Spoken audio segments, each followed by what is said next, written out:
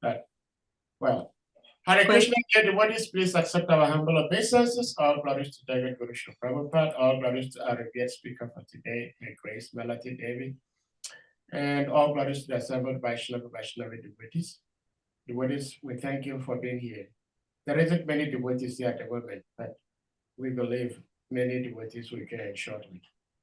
But we are very grateful to have your blessings with us today, Madam Malati.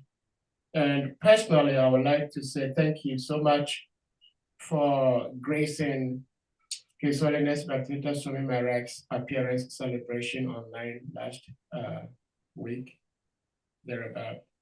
And it was so blissful hearing so many. Really wonderful. Just remembering Maharaj and preparing, just remembering him and reading what others experience and then putting those experiences together with the Prabhupada to show how Maharaj was so connected to Prabhupada and was trying to connect all of you with Prabhupada. Yes. Thank you so much, Mother. So without further ado, we may put the verse on the screen. And like you reminded me personally, today also happens to be St. Patrick's Day.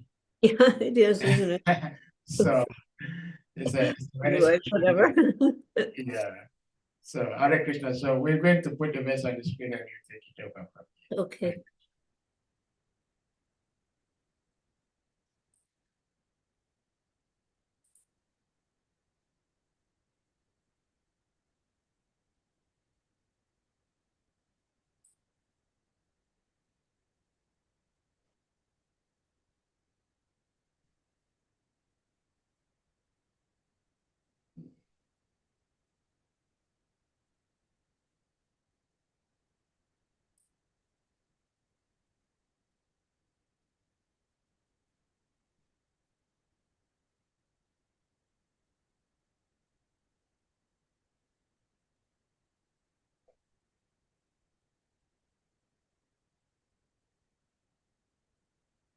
Okay, so Hare Krishna.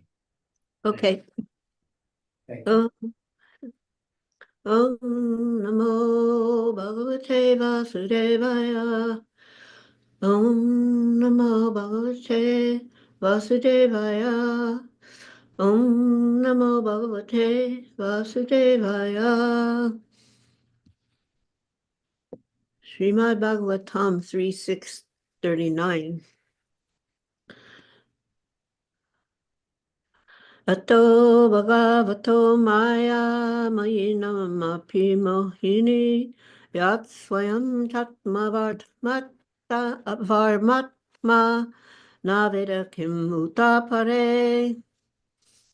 So you got Ata, therefore, Bhagavata, godly, Maya, potencies, Mayinam, the jugglers, Api, even Mohini, enchanting, Yat, that which, Swayam, personally, Cha, also, Atmavartma, self-sufficient, Atma, self, Na, does not, Veda, no, Kim, what, Uta, to speak of, Apare, others.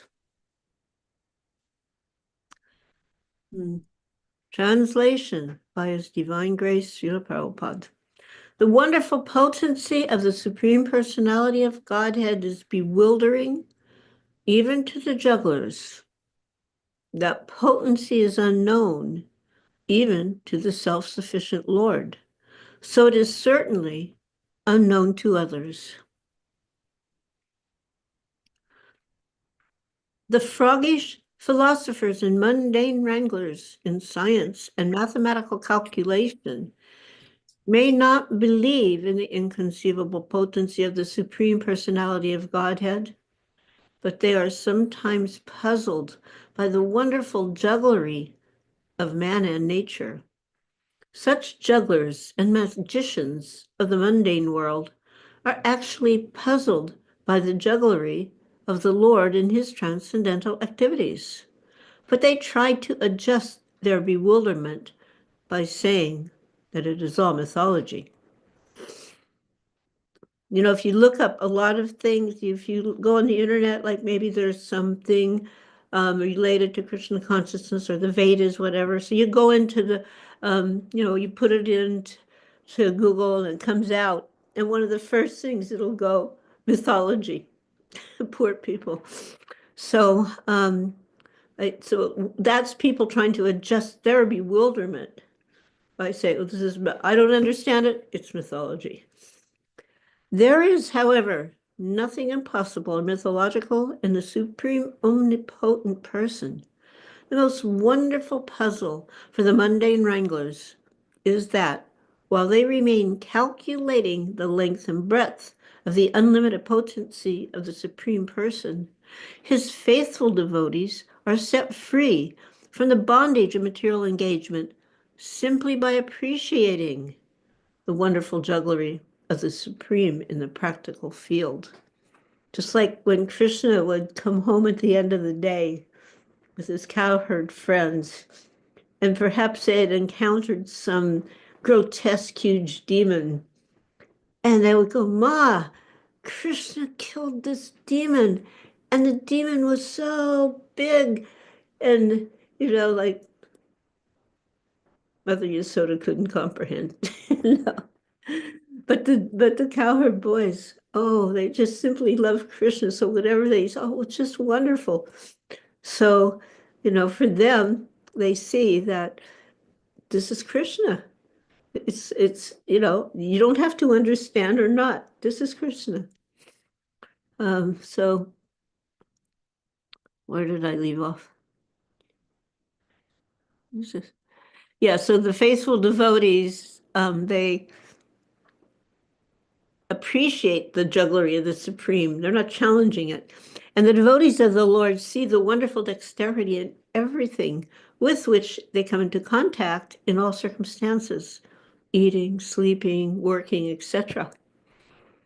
A small banyan fruit contains thousands of small seeds, and each seed holds the potency of another tree, which again holds the potency of many millions of such fruits as causes and effects.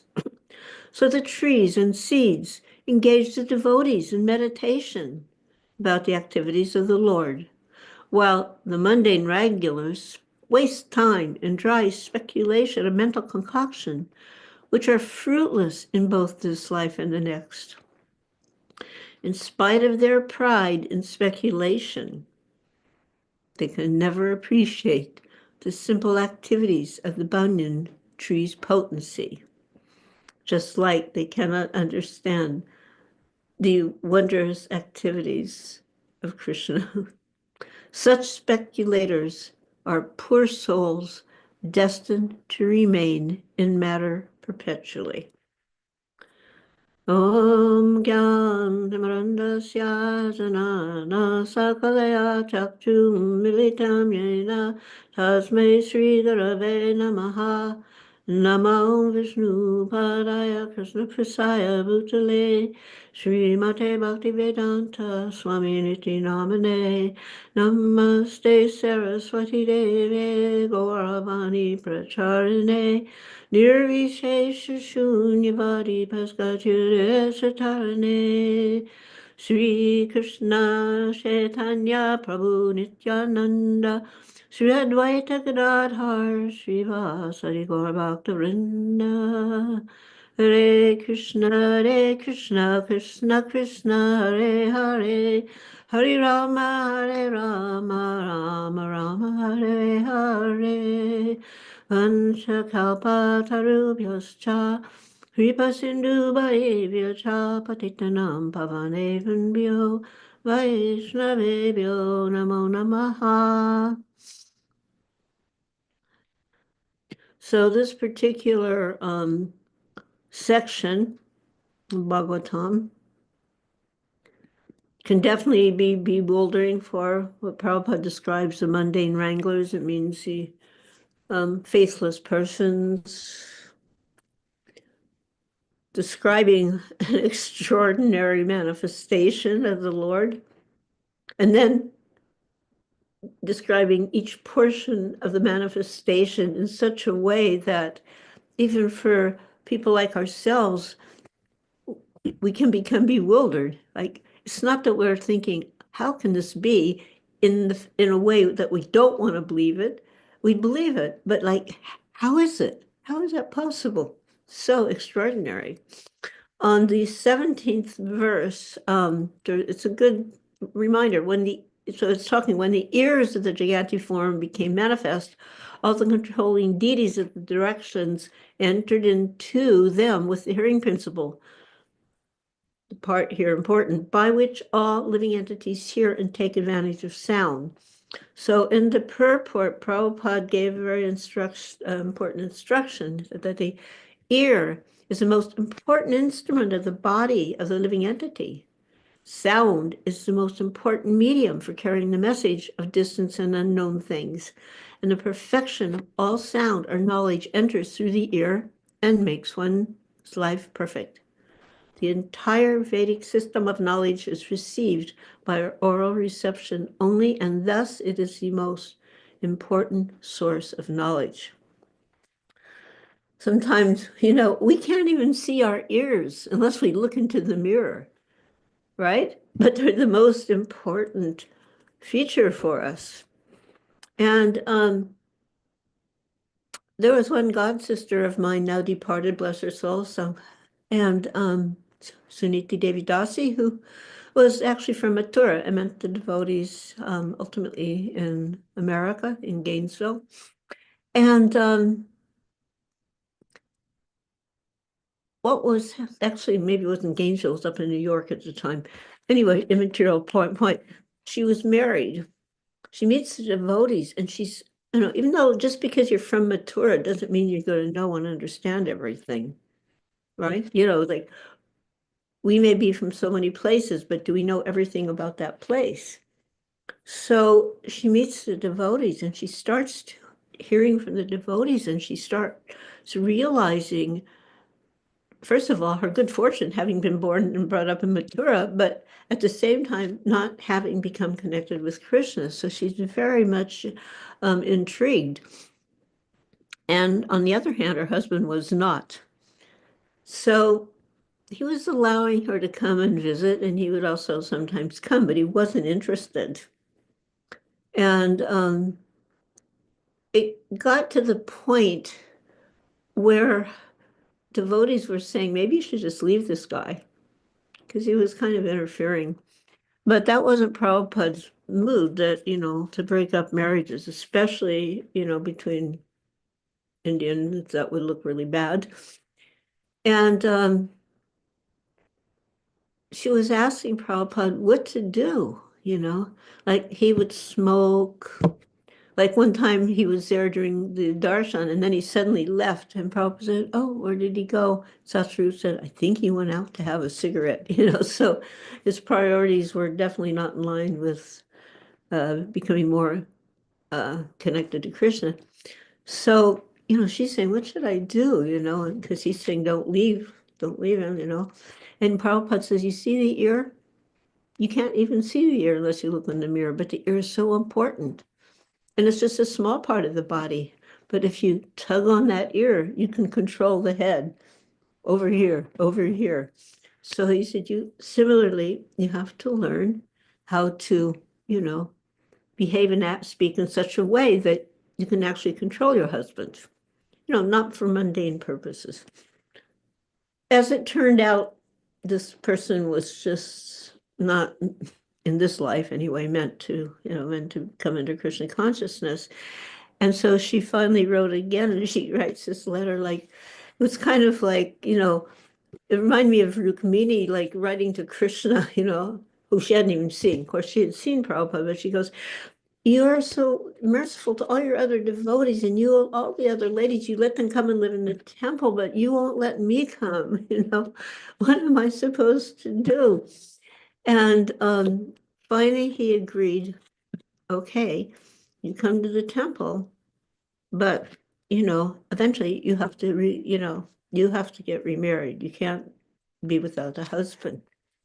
So she's in the temple, and she takes to book distribution. It was like she was born to do this. She was just incredibly good at it. And people just couldn't say no to her. And, the husband divorced her, so everything was, on that level. Okay, Shanti. And she then did get a Krishna conscious husband. And by hearing, you see Krishna. And she was always hearing about Krishna, reading about Krishna, giving Krishna to others. And she was always seeing Krishna and his Dham everywhere. So like in Alachua, some of you, if you've been there, there's this river called Ichitaki River. And the devotees will go there. It's very, very clear, peaceful, and you can float down in some inner tubes, have a nice time, water sports, kind of a Vaishnav thing. And that river to her was the Yamuna. And she would say sometimes, if I have to leave my body here, this is fine. And it so happened she did leave her body. She had a heart attack while floating on the Ichitaki Jamuna, as she called it. And nobody had a doubt where she went, because she had such a connection with Krishna and saw that river as the Yamuna. But through the hearing process in the beginning, she was able to understand Krishna, to see Krishna everywhere, and develop the desire to give Krishna to others. Prabhupada has in so many ways tried to give us the understanding of Krishna.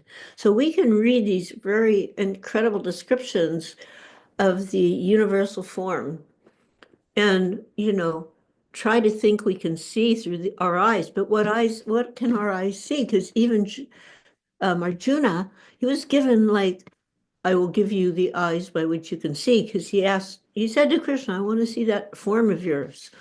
Okay, I'll show it to you, but you need special eyes to see it. And then when he saw it, he couldn't even comprehend it. This is Arjuna. No, get back to that two-handed form. I can't take this. And we have the incredible opportunity of seeing all of this through the eyes of the pure devotee, Lord Brahma, and Srila Prabhupada. So Lord Brahma has given the ultimate description of Lord Krishna and his abode and his activities and those who are around him. And there's nothing surrounding Krishna that is material. Sometimes devotees say, well, my material life. Like, what material life do you have? You're a devotee now. You don't have a material life anymore. You gave that up when you got initiated. Everything belongs to Krishna. Everything you do is for Krishna. Everything you see, hear, and taste is for Krishna. So Prabhupada gave us the magnificent prayers by Lord Brahma, the Brahma Samhita. And in fact, if you Google and you go in, you can read many, many classes he gave on these verses.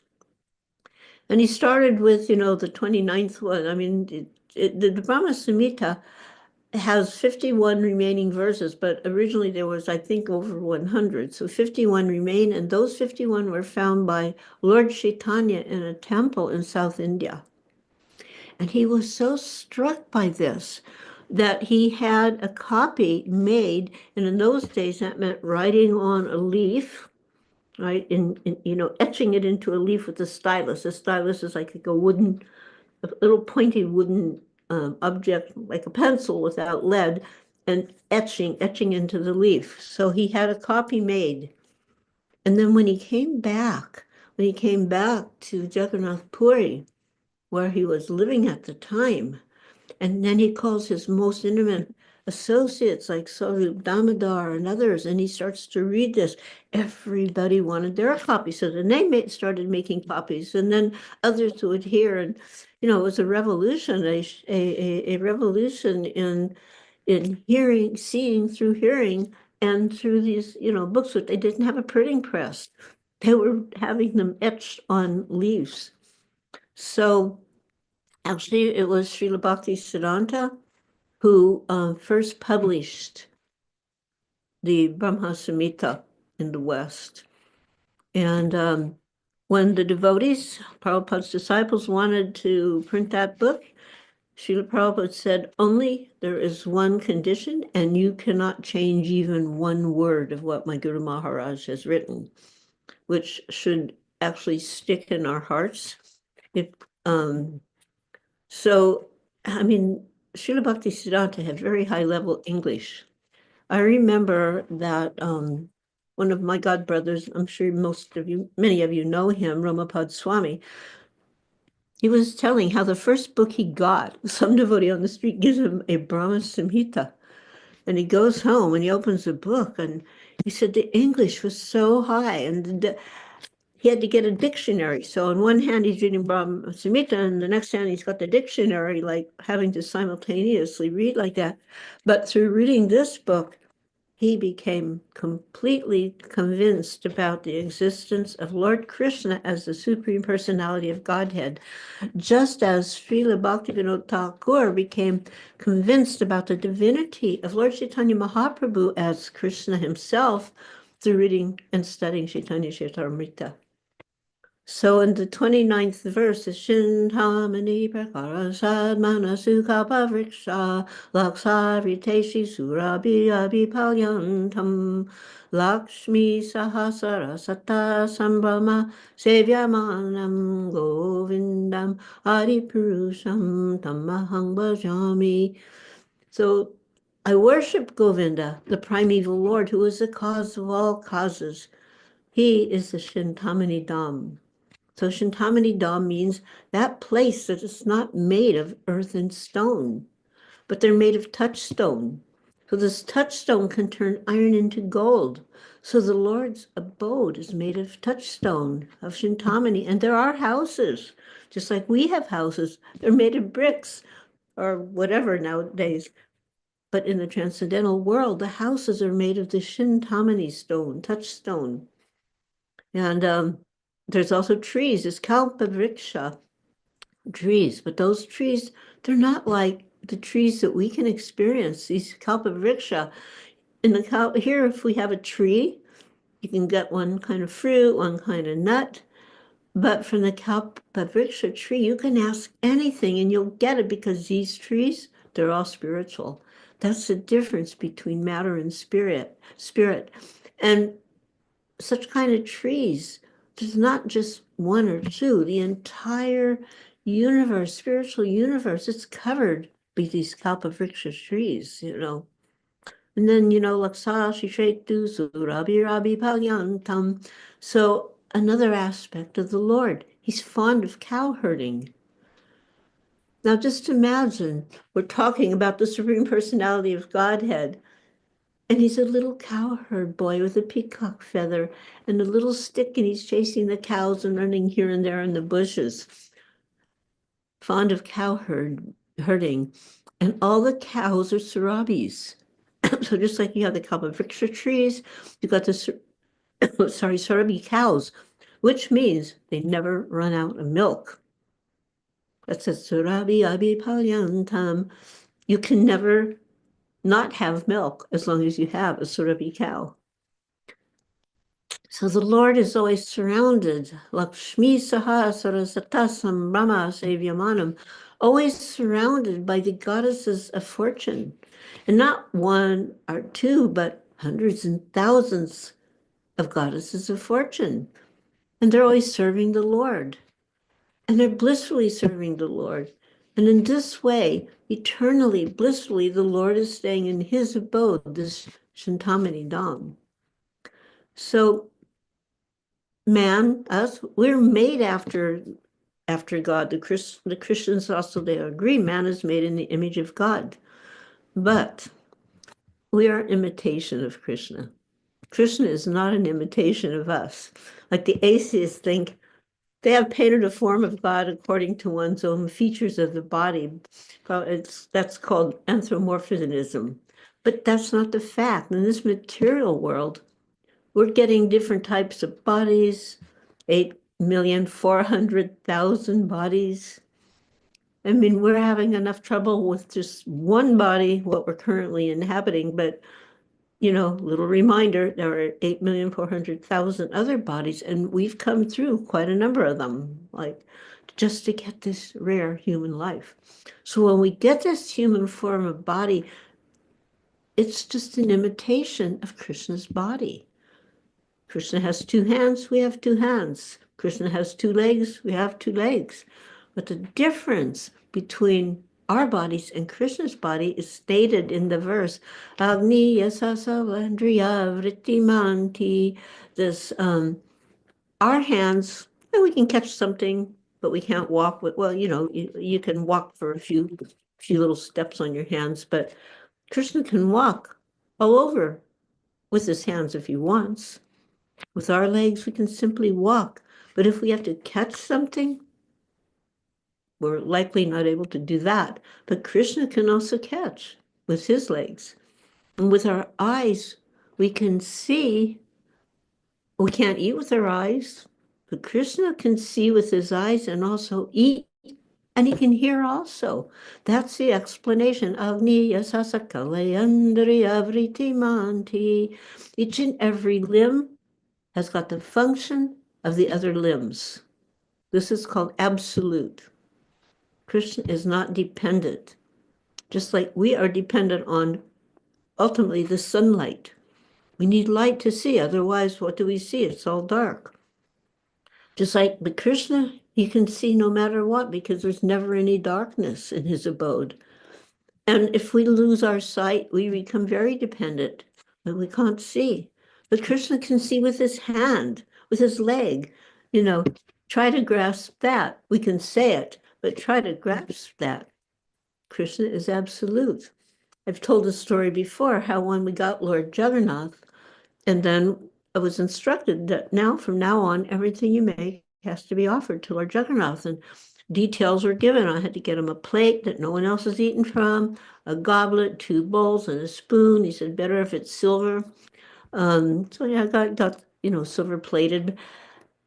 And then one of the young devotees, one of Prabhupada's early servants, actually, Upendra Das, he goes, how does he eat?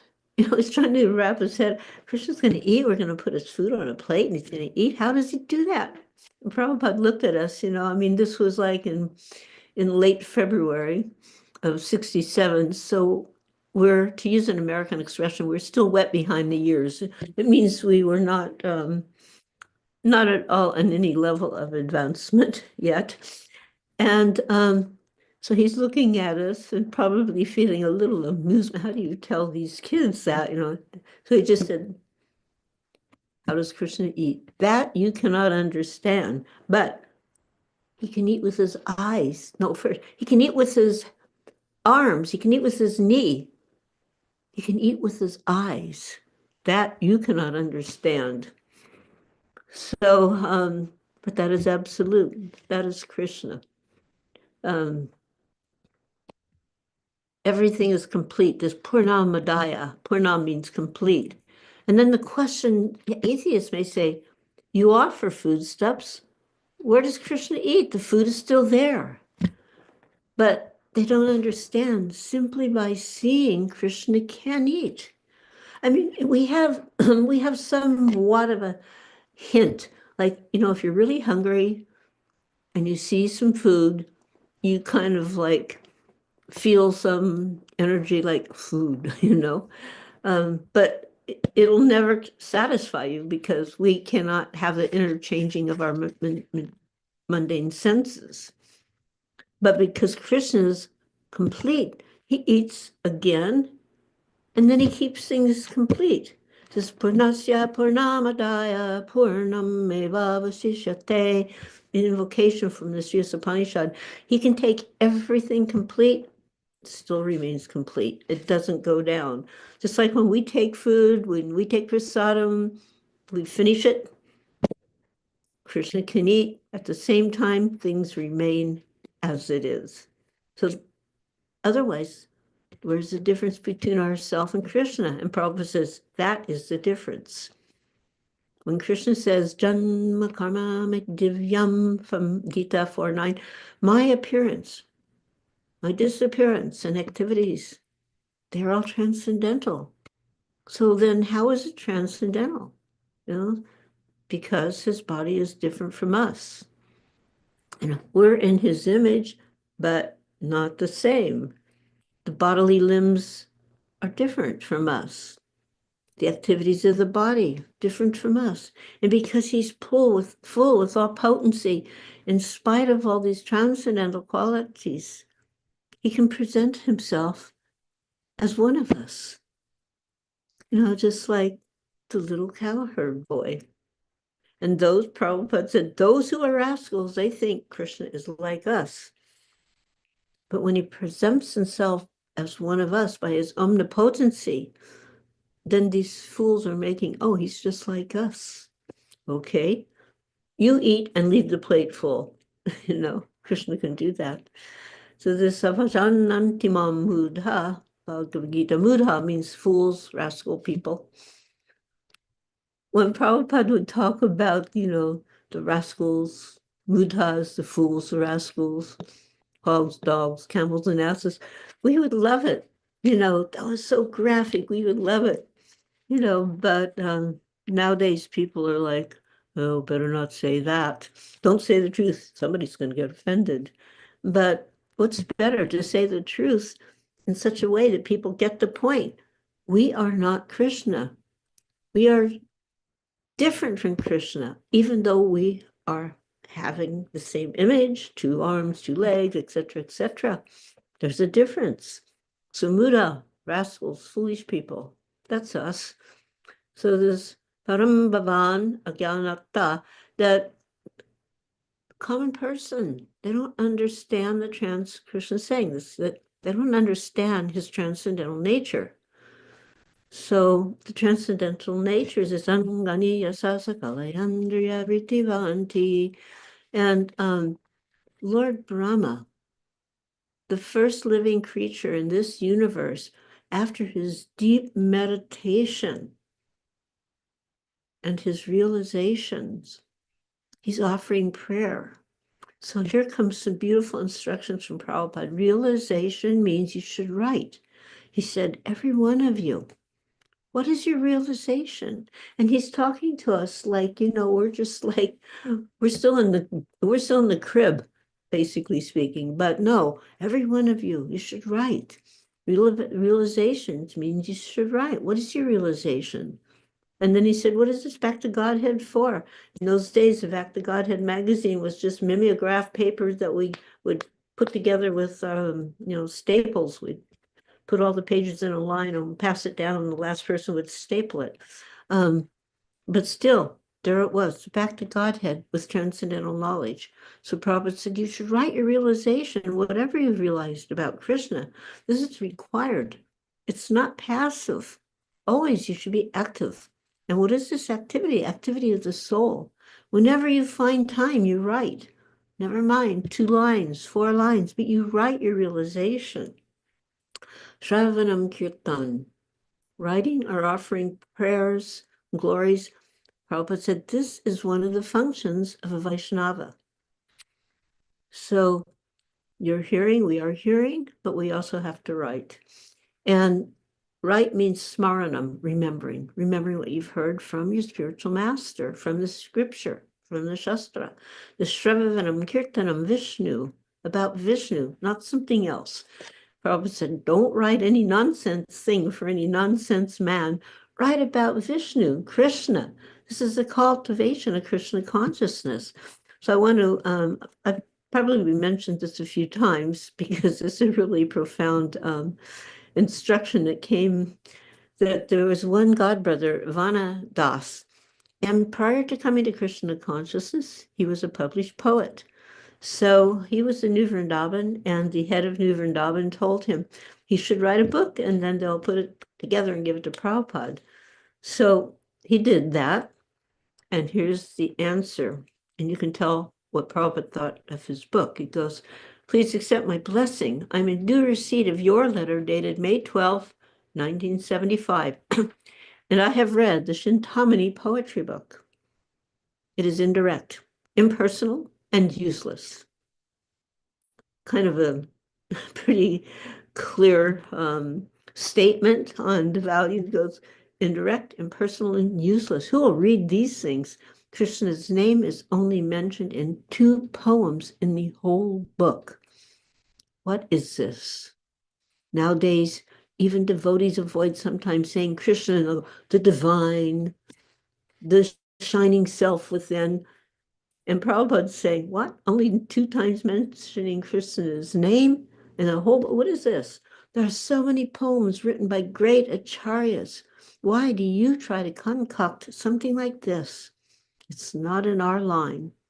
How is it that our Kirtanananda Swami is there and he's approved printing this? And here comes a real zinger. It's a waste of time, paper, money, ink, and labor.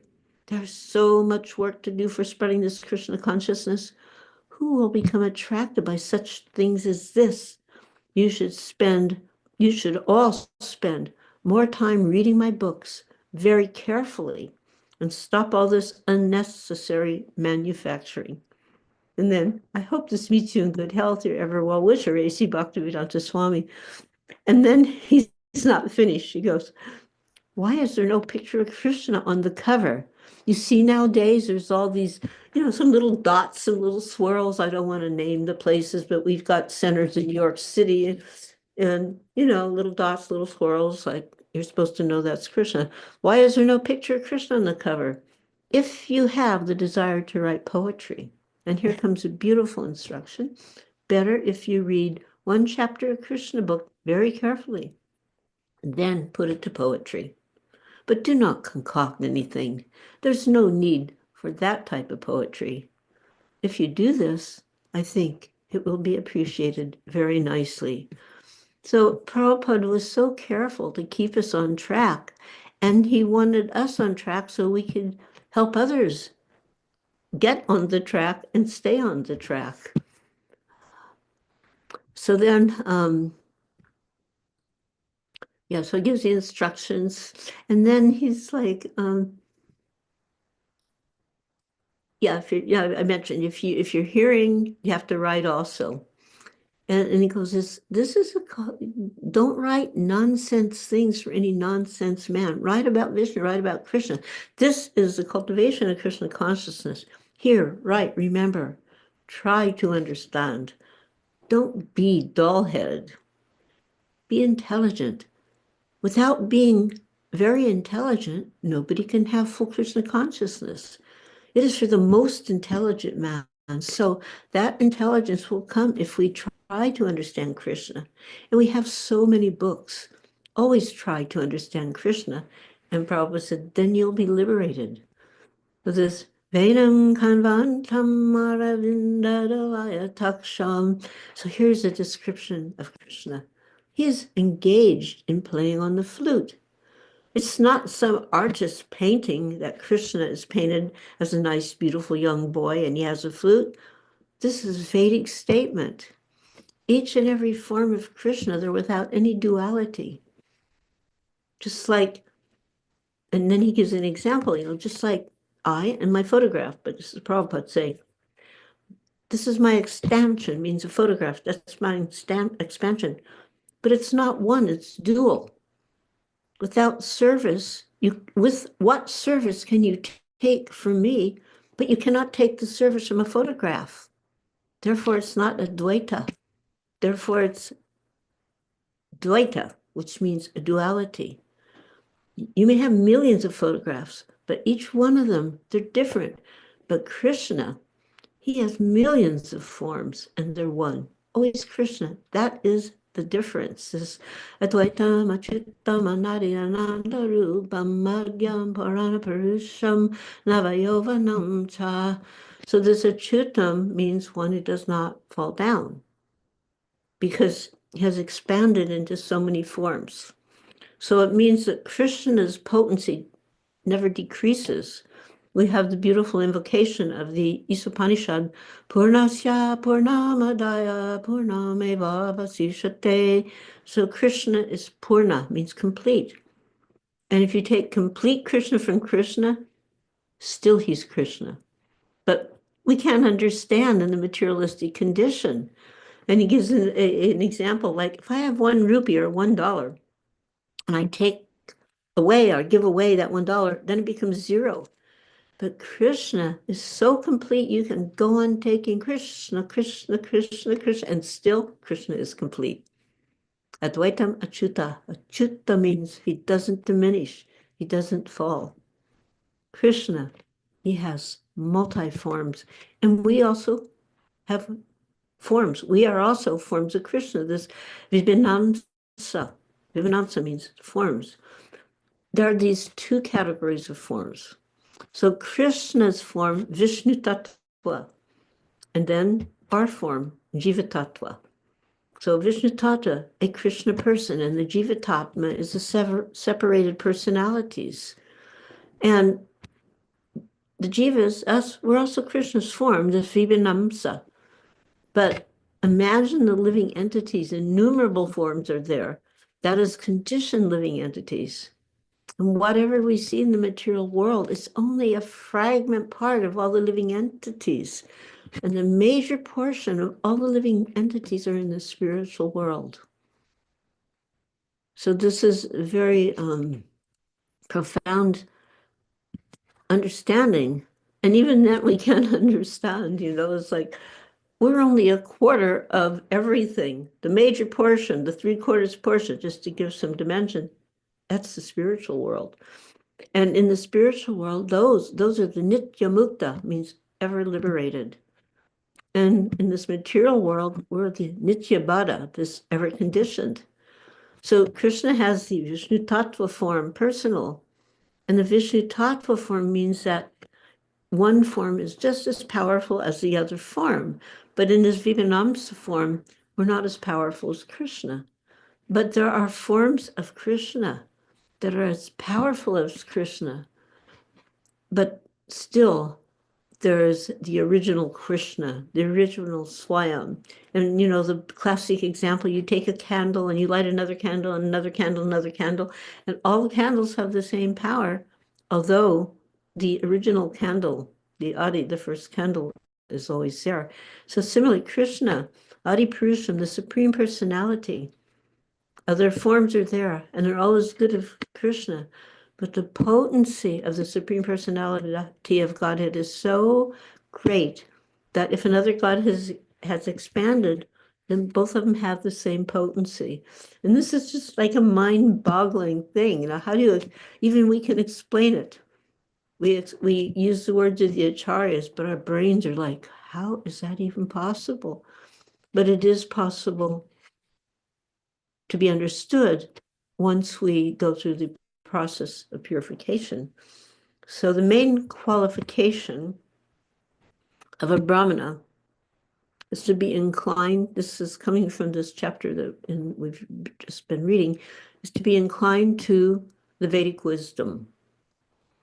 And the Vedas are situated on the mouth of the Lord. So anyone who is inclined to the Vedic wisdom is certainly situated on the mouth of the Lord and is therefore a Brahmana.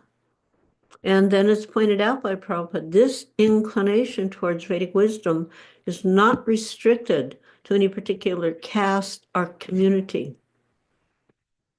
Anyone from any family or any part of the world, again, any part of the world may become inclined to the Vedic wisdom. That will qualify one as a real Brahmana.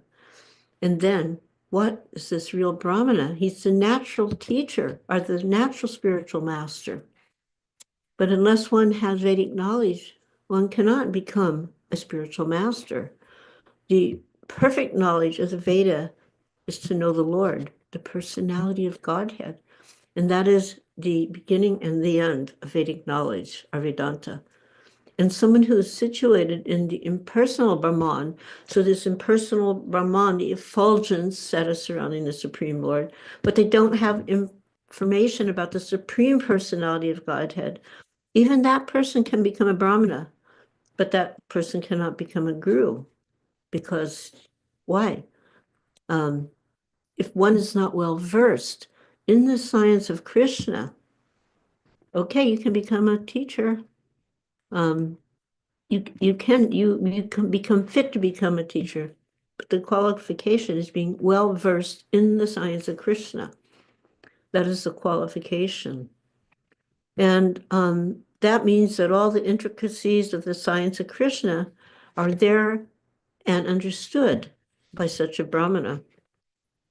We just were celebrating Gaur Purnima. So this Gaur Purnima is a very, very ecstatic aspect of our, it's in one way on a higher level than Janmashtami. I say that because Janmashtami, there is Krishna and his one, there is Krishna. And here is Krishna, but he's hidden in the form of, Lord Chaitanya. But Lord Chaitanya has given us access to know Krishna by being Krishna. In 1968, on Gaur Purnima, Srila Prabhupada completed the teachings of Lord Chaitanya. It was Gaur Purnima 68, New York. And in that, he said, it's in the first paragraph of the preface, the teachings of Lord Chaitanya, a treatise on the factual spiritual life. A treatise on factual spiritual life. So when we're reading about Krishna, we're getting a lot of information about Krishna and those people surrounding Krishna and people who knew Krishna, people who didn't know Krishna. But here is a very condensed, a treatise on factual spiritual life. And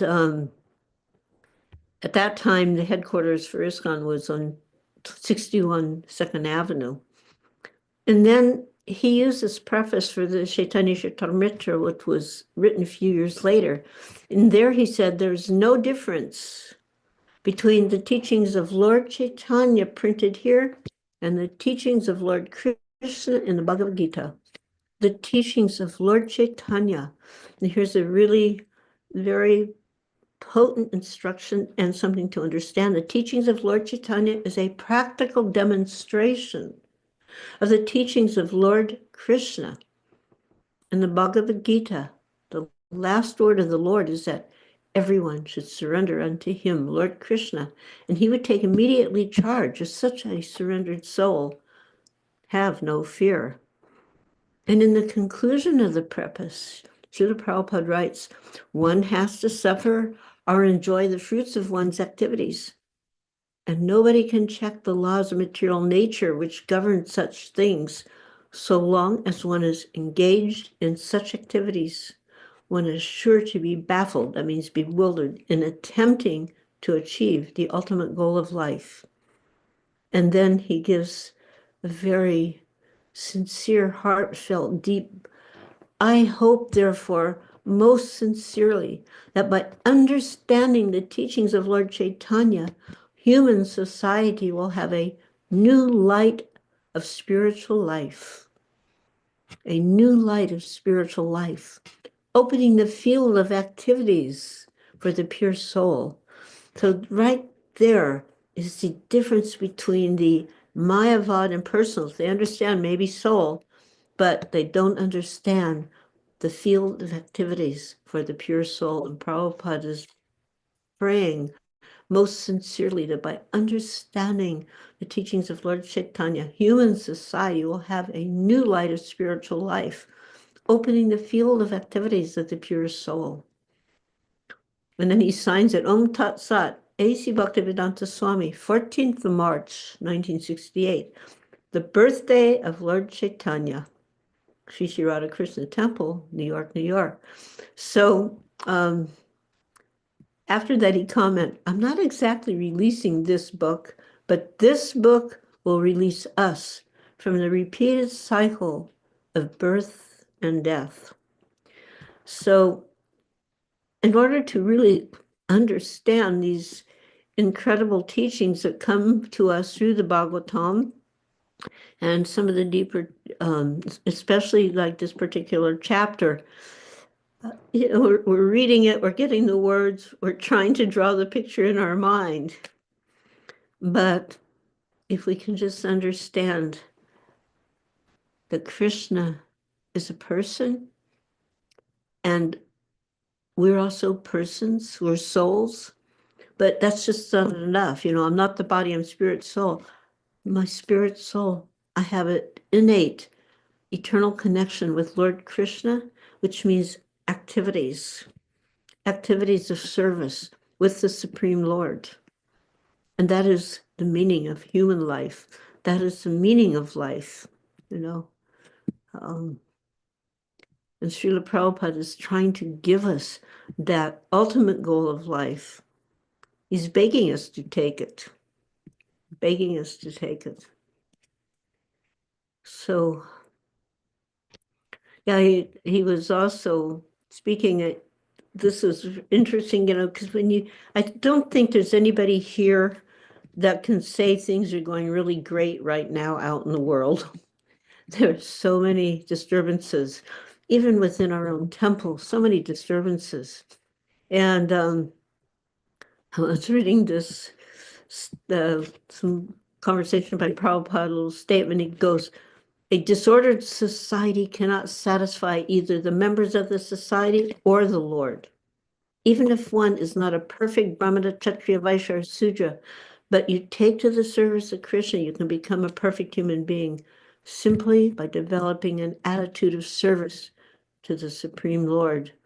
So we should just try to be strong on this matter, keep ourselves fixed in the mission. Don't let your minds become bewildered by extraneous diversions. Many of us are now getting older and older and older to the point we're not going to be here so much longer. So Prabhupada wrote to my god sister Janaki regarding this was like in January 69, regarding your unstable condition in mind, I beg to request you, always remember that you all have gone to London with a great mission and responsibility. So whether it's to London or wherever, all of us have this is a great mission. ISKCON is a great mission, and we have a great responsibility. So he said, I'm pleased with all of you 6 boys and girls for doing so much missionary work. My Guru Maharaj, Bhaktisiddhanta Thakur, Lord Chaitanya, and at the end, Lord Krishna himself are surely very much pleased for your noble activities. So although he's saying that to us, you can expand this. It is for anyone who comes and takes part in pushing on this Krishna consciousness movement. And he says, that's a credit to you all. So it's a great credit to you all, and I appreciate it very much. So people say, how can I know Prabhupada? Just do some service. And he says, I will appreciate it very much. And he's telling us, and this goes on, please do your duty combinedly without any disruption of peaceful attitudes among yourselves. So whether it's to us in London almost 60 years ago, or this very moment, combine our service, our duty, without disruption of peaceful attitudes among ourselves. We're pushing on a movement on the background of the peaceful atmosphere in the world. And Prabhupada said, if we show a little disturbance in our own camp, that will not be a very good example. Therefore, everyone should be forbearing, tolerant, and cooperative. That is my request to all of you. So, as things are going in this world at this time in kind of disturbing ways, and we're people, we're conditioned souls, we can also get disturbed. Try not to buy into that disturbance, and above all, try not to spread it around. Do whatever you have. We were successful in London because we just put aside the individual egos for the moment to push it on. And more than ever, we need to do this nowadays. Because we're seeing what a mess this world is in, and we're not seeing it get any better. And we see it in our own temples. So Prabhupada was begging us way back then, and that still stands now, that we should try our very best, no matter what, to just become peaceful and push on this mission. And if we're not exhibiting peacefulness between ourselves, then how will we attract anyone? They may come to eat something and have a Haribol good time, They're not going to stay, they're not going to join, and they're not going to help us push on. And then the whole world, what is the hope? You know, just a handful of us. But just like a fire starts with a few little, you know, there's a few sparks and you fan it, you fan it. So if we just keep pushing on by fanning our devotional sparks and helping others, we can ignite a world of bhakti. Even if we don't see it in this lifetime, it will happen because that was Lord Chaitanya's desire and therefore its prediction, and we're part of his movement. Hare Krishna. Hare Krishna. Thank you so much, Mother, for sharing this depth of wisdom with us today. Because today is Monday, the first day of the busy week. And it's very amazing because, Mother, especially getting to the latter part of your sharing with us today, what you just shared with us about coming together, working cooperatively. It's been one of the major topics for some of us, especially on this platform. We've been talking, contemplating how to work cooperatively and make positive impact amongst ourselves and the world around us. So it is just amazing that somehow Srila Prabhupada, Sri Krishna inspired you to speak the way you did. And I'm sure the few of us that have been contemplating and strategizing about this theme may take lots of cues from today's discussion from Mother Malati. Thank you so much. And with that being said, devotees, if anyone may have questions, comments, realizations. Yeah, and I only have a few minutes because I've been traveling, so Okay. I'm in Athens, Ohio, and I have to head back to New Vrindavan. Okay. All right. Okay. But you. yeah, I felt like speaking like this because in the last few days I've been approached by people from different, not, you know, from the same people, somebody over here, somebody over there, or somebody over here, you know, asking advice, what to do, and it's all based on disturbances within the temple. And then you look at the news and it's like, oh my God, you know, we are reflections of what's going on out there. Let us protect ourselves by sincerely trying to somehow or other follow the instructions given by Srila Prabhupada and help each other follow the instructions and put down our tendency to criticize each other. It doesn't come to any good. And then what is the hope for anybody, including ourselves? No. Well, we are all unfortunately being consumed by this false ego. Yes, we are. It's so strong to crack through it, but we'll try our little best. So, dear devotees, I think we may have to ask you all to kindly unmute yourselves, and then we chant Hare Krishna Maha Mantra to express appreciation to our revered auntie, grand auntie, for sharing this depth of wisdom, her love with us today. So please, you may all unmute and wish Hare Krishna Maha Mantra. Jai. Hare Krishna, Hare Krishna, Krishna, Hare Hare. Hare Rama, Rama Rama, Rama Hare Hare Mancha Karupata Krishna Vivanta, Patitanam Pavanabhyo. Patitanam Pavanabhyo Vishnavyo Namo Namaha. Our grace, Mother Malati Devi Dasi Ki Jai. Jai. Co-founder Jai. Canada, Divine Grace Labai to all of you, my obeisances.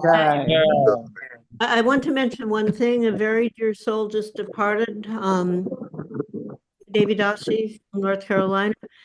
Just an extraordinary example of what it means when you put down grievances and you don't indulge in criticizing And then you become a catalyst for others to understand and appreciate Krishna consciousness.